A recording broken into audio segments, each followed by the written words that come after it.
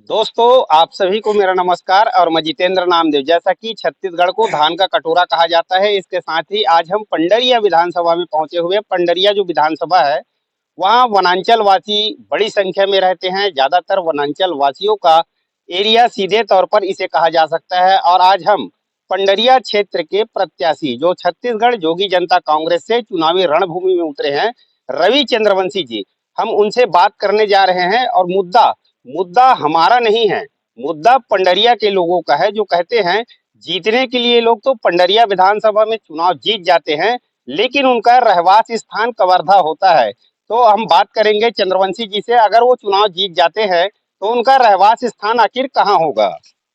जी, सबसे पहले तो आपको बहुत-बहुत धन्यवाद।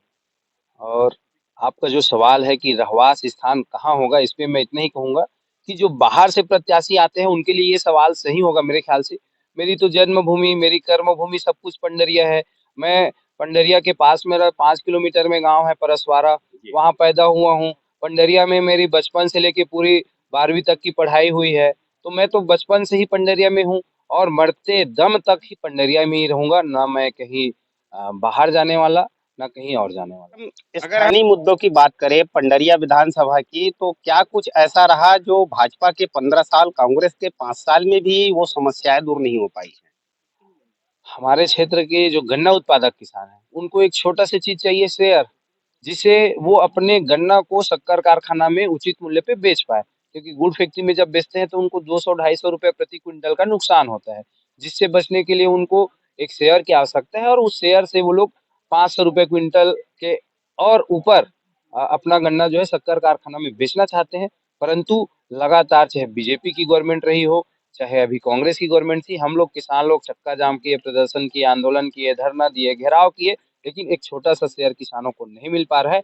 इसलिए आज मुझे शपथ पत्र में 100 रुपए की स्टाम्प पेपर पे लिख के देना पड़ा कि आप अपने बेटे को एक बार, किसान के बेटे को, अपने क्षेत्रीय स्थानीय बेटे को एक बार जिता के दिखाइए। और मेरा ये वादा नहीं, विश्वास है कि मेरे जीतने के बाद हमारे हर एक किसान के हाथ पे शेयर होगा और सभी अपना गन्ना शक्कर फैक्ट्री को बेचेंगे। जैसा कि हम एक मुद्दे पर और बात करेंगे कि पंडरिया विधानसभा में अभी आप पार्टी है, छत्तीसगढ़ जोगी जनता कांग्रेस है और भाजपा है। ये चार पार्टियां चुनावी रणभूमि में उतरी हुई हैं। तो आपको क्या लगता है कि किस तरह का चुनाव यहाँ निर्मित होगा, चुनाव की स्थिति जो है निर्मित होगी? चुनाव पंडरिया में त्रिकोणीय मुकाबला है। आज से नहीं, आज से पूरे 5 साल पहले से है। हम लोग लगातार एक सशक्त विपक्ष की भूमिका निभाते आए हैं और मुझे विश्वास है कि इस बार हम जो काम विपक्ष में बैठ के करते आए हैं, उस काम को पक्ष में बैठ के करेंगे। जैसा कि कांग्रेस ने कहा है कि इस बार 75 पार, तो छत्तीसगढ़ जोगी जनता कांग्रेस क्या कहती है? हम तो यही कहते हैं कि जनता जो आशीर्वाद देगी वो स्वीकार है। 75 पार कहने वालों को एक चीज़ याद रखना चाहिए कि 2018 में रमन सिंह जी ने भी 65 पार का नारा दिया था और वो 15 सीट पे सिमट गए थे। पता नहीं ये 75 करते-करते 25 में ना आ जाए। किसान का कर्ज माफी का मुद्दा कितना असरकारक रहेगा? किसान का कर्ज माफी का मुद्दा इस बार कोई बहुत बड़ा फैक्टर नहीं है, क्योंकि जिस तरीके से 2018 में एक हवा चली कि भूपेश बघेल जी आएंगे और किसानों का कर्जा माफ कर देंगे, किसानों ने विश्वास किया। 15 साल की रमन सिंह की सरकार को हटाना भी था, लोगों ने एक साइड वोट दे दिया और वो चुनाव जीत के आए। परंतु जीतने के बाद उन्होंने किसानों के साथ बहुत बड़ा धोखा किया। उन्होंने किसानों के जो प्राइवेट बैंक के कर्ज थे, चाहे वो एचडीएफसी बैंक हो, आईसीआईसी बैंक हो और न जाने कितने बैंक हैं, उन बैंक का 1 रुपया भी कर्ज माफ नहीं किया। एसबीआई जैसा सरकारी बैंक, उसका 40-50% का ही जो लोन था वो माफ हुआ। तो ये पूरा किसानों के साथ धोखा था और उस धोखे का बदला अब वो किसान लेना चाहते हैं। अब उनके कर्ज माफी के इस झांसे में नहीं आने वाले। मैं आपके माध्यम से भूपेश बघेल जी से कहना चाहता हूँ कि यदि आप में हिम्मत है तो आप माननीय अमित जोगी जी जैसे शपथ पत्र दीजिए और उसमें लिखिए कि आप किसानों के कितना कर्ज माफ करेंगे, कौन कौन से बैंक का कर्ज माफ करेंगे। नहीं तो आपकी हवा हवाई बात में अब हमारे किसान भाई नहीं आने वाले।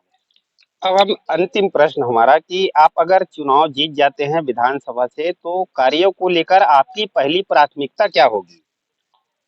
विकास कार्यों के लिए जो मैंने शपथ पत्र दिया है वो कार्य तो कराएंगे ही कराएंगे, लेकिन हमारे क्षेत्र की जनता को दो चार और चीज है जिनसे निजात दिलाएंगे।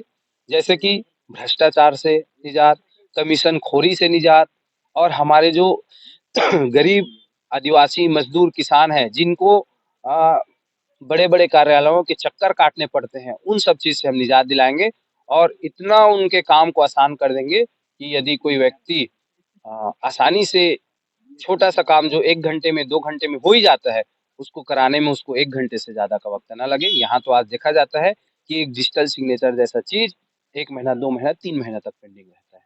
जी। तो जैसा कि हमारे साथ रवि चंद्रवंशी जी जुड़े थे, हमने उनसे बात भी किया और इनकी पूरी बातों को आप तक पहुँचाया भी। लगातार चुनावी खबरों के लिए आप बने रहे हमारे साथ। आप सभी का बहुत-बहुत धन्यवाद।